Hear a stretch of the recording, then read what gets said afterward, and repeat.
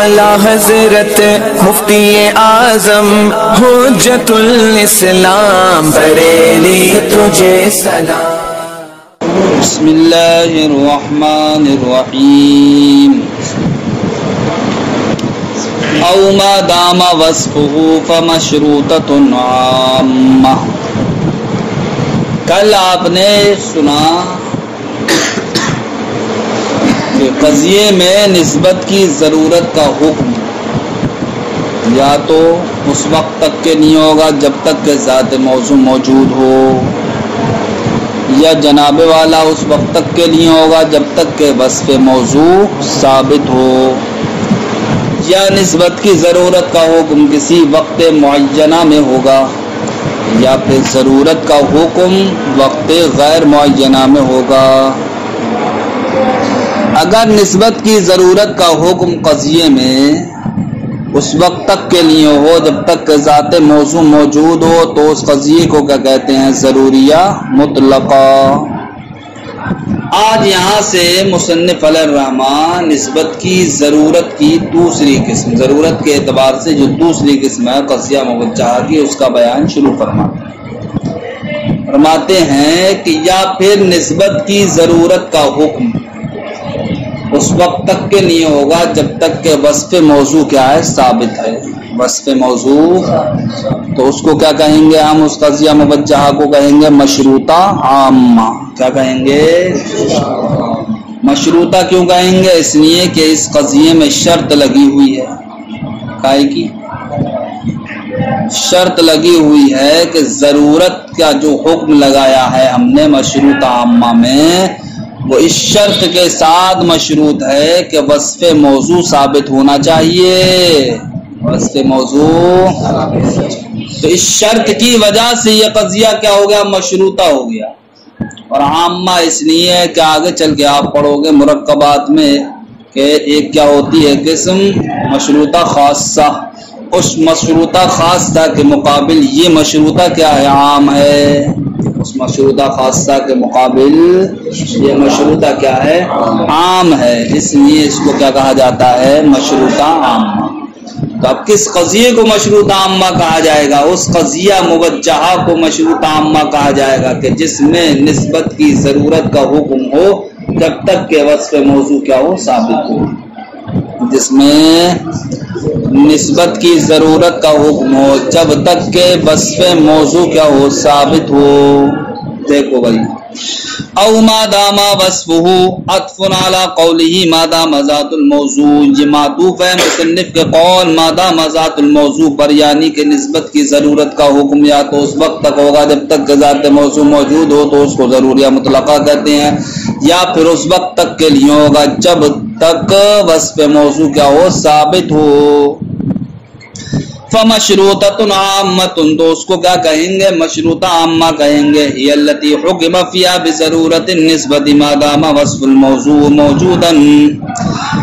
اب مشروطہ عامہ کی تعریف ہوگی کہ مشروطہ عامہ وہ قضیہ موجہہ ہے کہ جس میں نسبت کی ضرورت کا حکم لگایا گیا ہو جب تک کہ وصف موضوع کیا ہو؟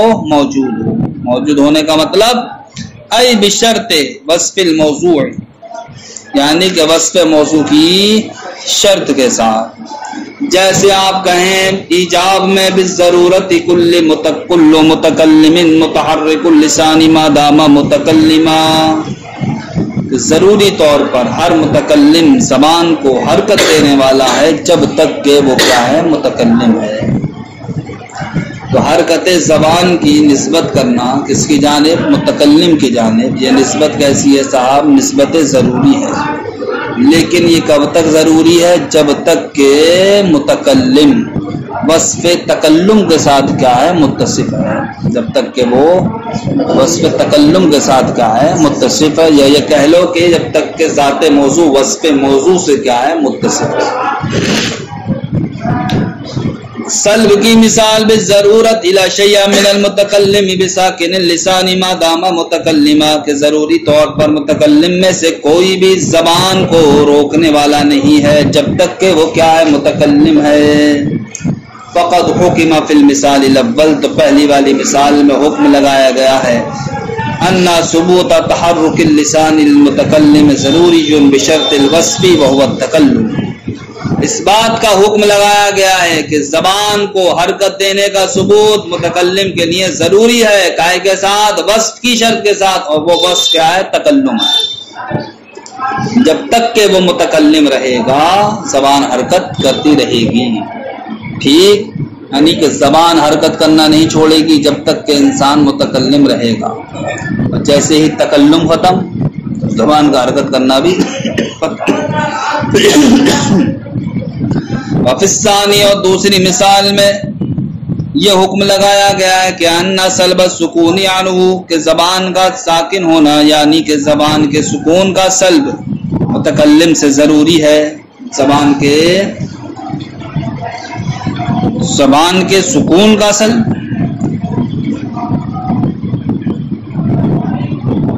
ہاں زبان کے سکون کا سلب ضروری ہے بشرط الوصف، وصف کی شرط کے ساتھ، اور وہ کیا ہے؟ تکلم، وہ کیا ہے؟ تکلم ہے۔ کیا کہا گیا دوسری مثال میں؟ یہ تو کہا گیا کہ متکلم میں سے کوئی بھی ساکن اللسان نہیں ہے، ساکن اللسان نہیں ہے، یعنی کہ ساکن اللسان کی کیا کی گئی ہے؟ نفی کی گئی ہے۔ تو اب سکون کا سلب کیا گیا نہیں کیا گیا؟ کس سے؟ متکلم سے، لیکن کس شرط کے ساتھ؟ کس شرط کے ساتھ؟ جب تک کہ وہ متکلم ہے، جب تک کہ وہ متکلم ہے تو سکون کا کیا رہے گا؟ سلب رہے گا، سکون کا سلب رہے گا۔ وَإِنَّمَا سُمِّيَتْ مَشْرُوطَةٌ جُزِينِي، اس قضیے کا نام مشروطہ رکھا لِاشْتِمَالِهَا عَلَى شَرْطِ الْوَصْفِ، کیوں؟ اس لیے کہ یہ قضیہ کیا ہے؟ شرط وصف پر مشتمل ہے، شرط وصف پر مشتمل ہونے کی وجہ سے اس قضیے کو کیا کہا جائے گا؟ مشروطہ۔ وعامہ، اور عامہ نام رکھا گیا کیوں؟ لِكَوْنِهَا أَعَمَّ مِنَ الْمَشْرُوطَةِ الْخَاصَّةِ، اس لیے کہ یہ قضیہ جناب والا یہ مشروطہ خاصہ سے عام ہے، وہ مشروطہ خاصہ سے تعریف ہوا فی المرکبات، جس کو ان قریب آپ مرکبات میں جانیں گے۔ جب یہاں سے شارح ذات موضوع اور وصف موضوع کے تعلق سے بیان فرماتے ہیں، جس کو آپ نے کل ملاحظہ کر لیا تھا، فرماتے ہیں کہ آپ جان لیجئے ان ذات الموضوعی، کہ ذات موضوع عبارت النام ہے اما صدق علیہ الموضوع من الافراد، یعنی کہ ذات موضوع کہتے ہیں اس کو جس پر موضوع صادق آتا ہے، یعنی کہ افراد۔ کس کو کہا جاتا ہے؟ ذات موضوع افراد کو کہا جاتا ہے۔ وصف موضوع کس کو کہا جاتا ہے؟ کہتے ہیں وصف موضوع عبارت النام ہے ان مفہوم الموضوع، موضوع کے مفہوم کا، موضوع کے مفہوم کا۔ تو اب آپ یوں سمجھ لیجئے کہ ایک ہے کاتب کی ذات اور ایک ہے کاتب کا مفہوم۔ کاتب کس کو کہتے ہیں صاحب؟ لکھنے والے۔ کاتب کس کو کہتے ہیں؟ لکھنے والے۔ تو یہ ہو گئی کاتب کی تعریف، اس تعریف کو کیا کہیں گے؟ مفہوم۔ لیکن یہ کسی پر صادق بھی تو آتا ہوگا، کس پر صادق آتا ہے؟ گھوڑے پہ، اونٹ پہ، فرد انسان پر، مثلا زید پر، عمر پر، خالد پر۔ تو ایک ہے کاتب کا مفہوم اور ایک ہے یہ مفہوم جس پر صادق آئے۔ تو جس پر یہ مفہوم صادق آئے گا اس کو کہا جائے گا ذات موضوع، اور نفس مفہوم کو کیا کہا جائے گا؟ وصف موضوع۔ نفس مفہوم کو کہا جائے گا وصف موضوع۔ فرماتے ہیں کما ان مفہوم الکاتب، جس طریقے سے یہ کہ کاتب کا مفہوم وصف الموضوع کیا ہے؟ موضوع کا وصف ہے۔ والافراد التی، اور وہ افراد جس پر کاتب صادق آتا ہے، کہ زید و بکر وغیرہما، جیسے کہ زید و بکر اور ان کے علاوہ، یہ کیا ہے؟ یہ کیا ہے؟ ذات موضوع، یہ ذات موضوع۔ کاتب کا مفہوم کیا ہے؟ اس کو شارح نے بیان فرمایا الکاتب متحرک الید، کاتب کہتے ہیں مثلا ہاتھ کو حرکت دینے والا۔ یہ کیا ہو گیا؟ کاتب کا مفہوم ہو گیا۔ اس مفہوم کو کیا کہیں گے؟ وصف موضوع۔ اور یہ جس پر صادق آئے گا اس کو کیا کہیں گے؟ ذات موضوع۔ او فی وقت معین فوقتیۃ مطلقۃ، یا پھر نسبت کی ضرورت کا حکم لگایا گیا ہوگا کسی وقت معینہ میں، کسی وقت معینہ میں، تو اس قضیے کو کیا کہیں گے؟ وقتیہ مطلقہ۔ جیسے جناب والا ہم کہیں بالضرورت کل نفس ذائقۃ الموت عند العجل مقرر لہا کہ ہر نفس موت کا مزہ چکھنے والی ہے. کب؟ اس مدت پر یا اس مدت متعینہ پر جو اس کے لیے مقرر کی گئی ہے. جو اس کے لیے یعنی ہر جان کو موت آنا ہے یا نہیں آنا ہے؟ کب آنا ہے؟ اس وقت آنا ہے کہ جو وقت خدا نے اس کے لیے مقرر کر دیا ہے موت کا. جو وقت خدا نے اس کے لیے. تو دیکھو جناب والا کہ ہر جان کے لیے موت کا مزہ چکھنا یہ ضروری ہے، لیکن ہر وقت نہیں. ایک وقت معینہ ہے. وہ وقت معینہ کیا ہے؟ جب موت کا وقت آئے گا. جب موت کا وقت آئے گا. تو یہاں پر دیکھو صاحب نسبت کی ضرورت کا حکم لگایا گیا ہے ایک وقت معین میں. ایک وقت معین میں. وہ وقت معین کیا ہے؟ موت کا وقت. او فی وقت معین عطف علی قوله ما دام ذات الموضوع. اس جملے کا عطف ہے کائے پر؟ ما دام ذات الموضوع پر. یعنی کہ اس عطف سے بتانا یہی چاہتے ہیں کہ نسبت کی ضرورت کا حکم یا تو اس وقت تک ہوگا جب تک کہ ذات موضوع موجود ہو، یا اس وقت تک ہوگا جب تک کہ وصف موضوع موجود ہو، یا پھر وقت معین ہو. تو اس کو کیا کہیں گے؟ جہاں نسبت کی ضرورت کا حکم وقت معینہ میں ہو اس کو وقتیہ مطلقہ کہیں گے. وقتیہ کیوں کہیں گے؟ چونکہ اس میں کیا ہے؟ وقت ہے، اس لیے اس کو وقتیہ کہا جاتا ہے. اور مطلقہ کیوں کہیں گے؟ مطلقہ اس لیے کہیں گے کہ یہ مقید نہیں ہے، مثلا لا دوام یا لا ضرورت سے، اس لیے اس کو کیا کہا جاتا ہے؟ مطلقہ کہا جاتا ہے. ہی التی حکم فیہا بضرورت النسبت فی وقت معین. وقتیہ مطلقہ کہتے ہیں اس قضیہ موجہہ کو کہ جس میں نسبت کی ضرورت کا حکم لگایا جائے وقت معینہ میں. جیسے کہ آپ کہیں ایجاب میں بالضرورت کل نفس ذائقۃ الموت عند الاجل المقرر لها. آپ کہیں گے سلب میں بالضرورت لا شیء من النفس بذائقۃ الموت فی الوقت الذی قدرت حیاتها فیها. کہ ضروری طور پر کوئی بھی جان موت کا مزہ چکھنے والی نہیں ہے اس وقت میں کہ جو وقت اس کی زندگی کے لیے متعین کر دیا گیا ہے. یعنی موت تو آئے گی، اسے موت کا مزہ چکھے گا ہر انسان، سمجھ گئے؟ لیکن ہر روح موت کا مزہ چکھے گی، لیکن زندگی کے وقت میں نہیں بلکہ موت کے وقت میں. تو اب دیکھو اس کی نفی بھی ہے موت کے ذائقے کے چکھنے کی، لیکن کب ہے؟ وہ زندگی کے وقت میں. اور اس کا ثبوت بھی ہے کب؟ موت کے وقت میں. فقد حکم فی المثال الاول. تو پہلی والی مثال میں حکم لگایا گیا ہے اس بات کا کہ ان ثبوت الموتی کہ موت کا ثبوت للنفس جان کے لیے ضروری، جو یہ ضروری ہے فی وقت معین قائم ہے وقت معین میں. وفی الثانی اور دوسری والی مثال میں یہ حکم لگایا گیا ہے کہ ان سلب الموتی عنہا کہ موت کا سلب جان سے ضروری، جو ضروری ہے فی وقت معین قائم ہے وقت معین میں. وہ وقت معین کیا ہے؟ زندگی کا وقت. وَإِنَّمَا سُمِّيَتْ وَقْتِيَةً وَجُزِينِ اس قضیے کا نام کیا رکھا؟ وقتیہ رکھا. لِعْتِبَارِ تَعَيُّنِ الْوَقْتِ فِيهَا اس لیے کہ جناب والا اس قضیے میں وقت کی تعیین ہوتی ہے، وقت کی. اور مطلقہ کیوں کہتے ہیں؟ لِعَدَمِ تَقْيِيدِهَا بِاللَّا دوام او بِاللَّا ضرورہ. کہ یہ قضیہ جناب والا نہ تو لا دوام کے ساتھ مقید ہے اور نہ ہی لا ضرورت کے ساتھ مقید ہے. مقید جب نہیں ہے تو پھر کیا ہے؟ یہ مطلق ہی تو ہوگا.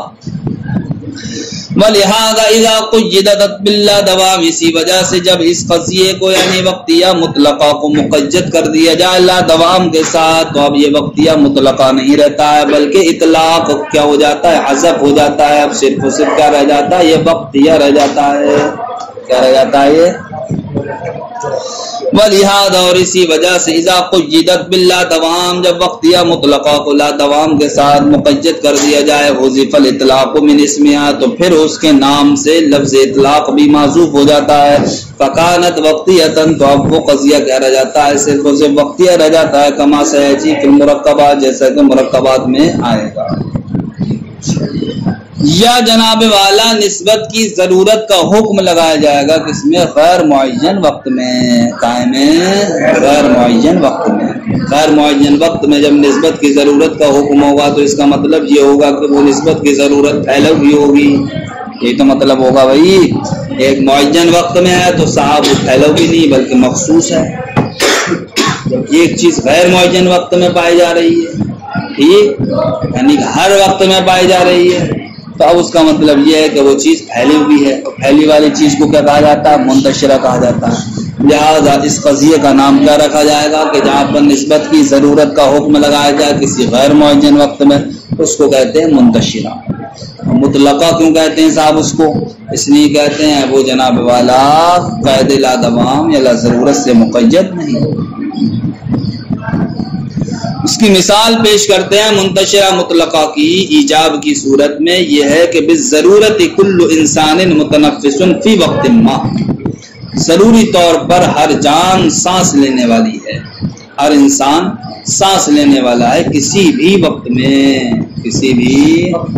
اب سانس لینے کے لیے کوئی وقت مخصوص نہیں ہے انسان کے لیے کہ صبح میں ہی سانس لے گا دوپہر میں اور شام میں نہیں لے سکتا، یا دوپہر میں لے گا صبح میں شام میں نہیں لے سکتا، یا شام میں لے گا اور صبح دوپہر میں نہیں لے سکتا۔ بتاؤ کوئی انسان بغیر سانس لیے جی سکتا ہے؟ یہ سانس لینا اس کے لیے کیا ہے؟ کسی بھی وقت میں ہے، یعنی کہ اس کے لیے وقت مقرر نہیں ہے بلکہ غیر متعین وقت میں ہے۔ سلب میں اس کی مثال بھی ضرورت الی شیء من الانسان بمتنفس فی وقت ما، کہ ضروری طور پر انسان میں سے کوئی بھی سانس لینے والا نہیں ہے کسی بھی وقت میں، کسی بھی وقت میں۔ ارے جب مر جائے گا تو اب سانس لے گا؟ اب کسی بھی وقت میں سانس نہیں لے گا، جب تک زندہ رہے گا تو کسی بھی وقت بھی سانس لے گا۔ فقط حکم فی المثال الاول، تو پہلی والی مثال میں حکم لگایا گیا اس بات کا کہ ان ثبوت التنفس للانسان ضروری، جو کہ انسان کے لیے سانس لینے کا ثبوت ضروری ہے وقت غیر معین میں۔ اور دوسری والی مثال میں حکم یہ لگایا گیا ہے کہ ان سلب التنفس عنہ، کہ سانس لینے کا سلب انسان سے ضروری ہے فی وقت غیر معین، غیر وقت معین میں۔ یا آپ انسان، زندہ انسان میں بھی کہہ سکتے ہیں انسان سانس لیتا بھی ہے اور سانس روکتا بھی ہے، تو سانس روکنے کو کیا کہیں گے؟ سانس نہ لینا ہی تو کہیں گے۔ ارے سانس روک لی صاحب میں 2 منٹ 5 منٹ، جب تک بول رہا ہوں تو سانس تھوڑی لیتا ہے انسان، ارے بول کے رکتا ہے پھر سانس لیتا ہے، پھر بولنا شروع کر دیتا ہے پھر سانس لیتا ہے۔ تو دیکھو سانس لے بھی رہا ہے وہ، اس کے لیے بھی کوئی وقت مقرر نہیں ہے، اور سانس نہ بھی لے رہا ہے اس کے لیے بھی کوئی وقت مقرر نہیں ہے۔ تو دونوں ہی صورتوں میں وقت مقرر ہوا نہیں۔ وَإِنَّمَا سُمِّيَتْ مُنْتَشِرَةً، جزینی اس قضیے کا نام منتشرہ رکھا لِانتشار وقت الحکم فیہا وعدم تعینہ، حکم کے اس قضیے میں جناب والا، حکم کے وقت کے اس قضیے میں منتشر ہونے کی وجہ سے اور متعین نہ ہونے کی وجہ سے۔ مطلقہ لما ذکرنا فی الوقتیۃ المطلقہ، مطلقہ کیوں کہتے ہیں؟ اسی وجہ سے جو ہم نے ذکر کیا قائم ہے وقتیہ مطلقہ میں، یعنی کہ یہ قید لا دوام یا لا ضرورت سے مقید نہیں ہے۔